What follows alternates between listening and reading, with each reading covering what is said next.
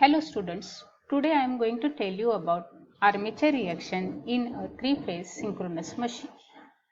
Typically, we will discuss this in regard with a synchronous generator. So we know that how a synchronous generator works. When we rotate the rotor at synchronous speed and provide DC excitation, rotor flux is generated, that means main flux is generated, and that results into a dynamic mutual induction in the armature, stationary armature, and a large EMF is generated in the armature. Irrespective of whether the alternator is loaded or not loaded, this dynamic induction takes place. When the alternator is loaded, then the effects such as drop in the leakage reactance, drop due to the armature reaction, and voltage drop due to the armature winding resistance, they occur, and due to these effects the terminal voltage of the alternator changes. At no load, the EMF induced is same as terminal voltage of a isolated alternator, means which is not connected to the bus bars. But when loaded, the terminal voltage changes because of these effects. Now I am going to discuss about the IAXL effect, that means the drop due to the leakage reactance, and the IAXA effect, that is the voltage change due to the armature reaction. So please remember that when the alternator is loaded, the armature circuit becomes a closed circuit and armature current flows and it produces a flux. This is the armature flux. Now there are two effects due to this armature flux. So let us see them one by one. In the first effect, the armature flux links with the armature conductors itself, and this is a local flux. This some amount of flux, it doesn't reach the air gap between the rotor and the stator. So this is a local level of the flux, and this we can call it as, hence we can call it as a leakage flux, because it doesn't contribute to the generator torque. It doesn't produce the generator torque. So it is a useless flux. So we will call it as a leakage flux. Now this leakage flux, when it links with the armature conductor, it results into self-induction. Small self-induced EMF is generated. Now this is a static phenomenon. This is a statically induced self-induced EMF. And due to this, the terminal voltage changes.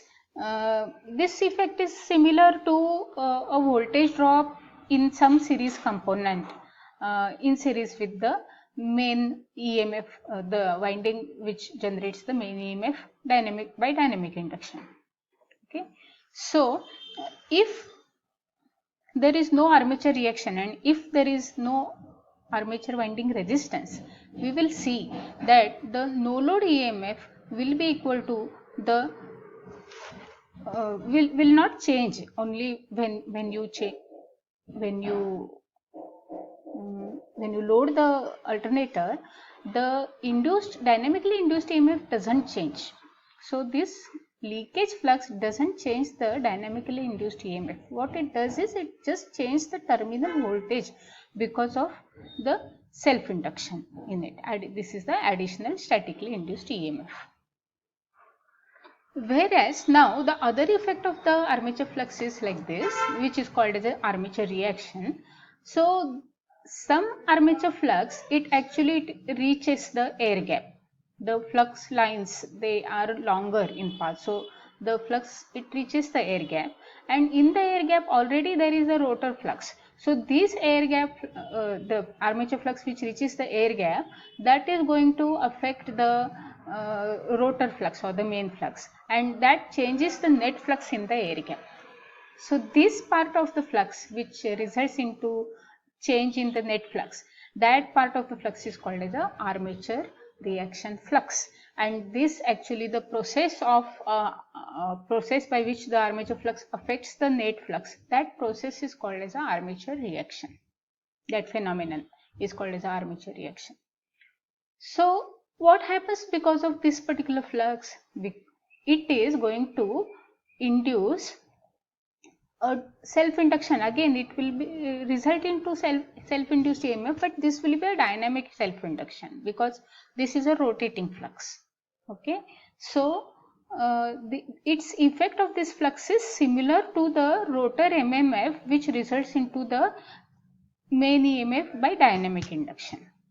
So it is seen that if leakage reactance is not there, leakage of flux is not there, and armature resistance is not there, what we will find that the alternator dynamically induced EMF at no load and dynamically induced EMF with load, they will be different because of this armature reaction, because armature reaction is changing the net flux, and that is why the dynamic induction will be different when loaded and when under no load. And as the EMF induced itself is different, that is why the terminal voltage is also different at no load. So now you understand that both the leakage flux as well as the armature flux, both of them, they change the terminal voltage of the alternator when loaded, but the phenomena are different. So the leakage flux produces a voltage drop after the dynamic induction, whereas the armature reaction actually changes the dynamically induced EMF because this is a MMF effect. So as you see that these two voltages or induced EMFs, they are due to different mechanisms. However, they both are in phase. So for convenience, sometimes it is treated that both the phenomena are similar, and sometimes you may treat both of them as series voltage drops, or you may treat both of them as the MMF effects. So it is just a matter of convenience. So synchronous reactance, this concept is coined by assuming that the voltage change due to the armature reaction, that is IAXA, is similar to the voltage change due to the self-induction by leakage flux. So we can then club together XL and XA, and we can say that IA into XL plus XA is the total change in the voltage due to the armature flux. So this XL plus XA, we call it as synchronous reactance.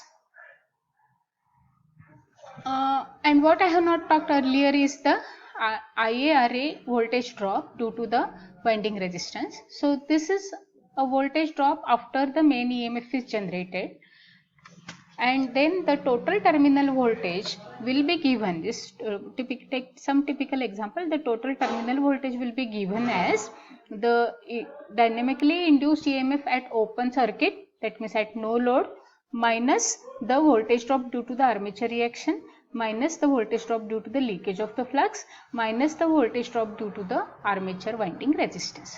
So that is equal to the terminal voltage, and this is equal to the initially induced dynamically induced EMF because of only the main flux, that is the rotor flux. And this E dash indicates the change in the EMF induced because of the armature reaction only when loaded. So you can get different phasor diagrams for different power factors. So I hope students you have understood the concept of armature reaction. Thank you.